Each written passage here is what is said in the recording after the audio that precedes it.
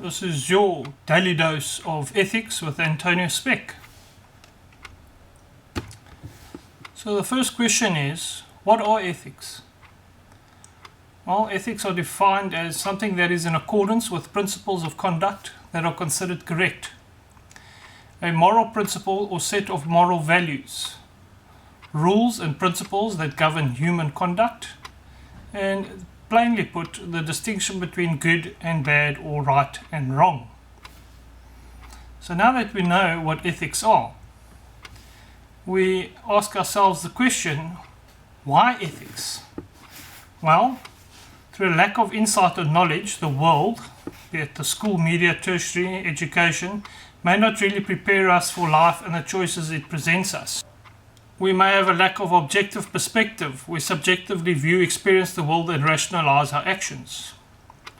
We may have our own subjective perceptions or perspective of what is right and what society views as right. We rationalize our actions, both internally and externally. We receive and accept subjective judgment. There's also real cost to companies due to a lack of ethics and or understanding thereof. We run the risk that we personally, our department, our organization, may suffer a loss to either its image and or reputation. Can you think of organizations or individuals that have experienced reputational damage? KFC, Volkswagen, KPMG, Bell Pottinger, Sol Kerzner, the Guptas. We are subject to temptation as opportunities are presented and we weigh up the perceived relative risks and benefits. Where do we apply ethics? Well, in the workplace, in our professional capacities, both home and in our personal lives, and in our community. In our businesses, where might we experience ethics? In the purchasing cycle and accepting a bribe or using position of power to squeeze an unfair deal? In the expenditure cycle, purchasing for personal wants rather than organizational needs? In stock, in having too much stock, which then allows pilfering or allowing stock to go obsolete, which is wrong on so many levels. Assets for want, comfort, status rather than need, essentially stealing from employees and our shareholders, that fancy desk, that fancy computer, that fancy car. Salaries in ghost employees, nepotism, overpaying, too many staff, too little staff, underpaying. Sales, exploiting market dominance through aggressive pricing, reducing supply, creating artificial shortages. In our debtors, in being overly harsh and pernicious in our pursuit of recovering such debts. And in cash, in either pilfering or borrowing cash from an organization. Remember, if it feels wrong, it probably is wrong.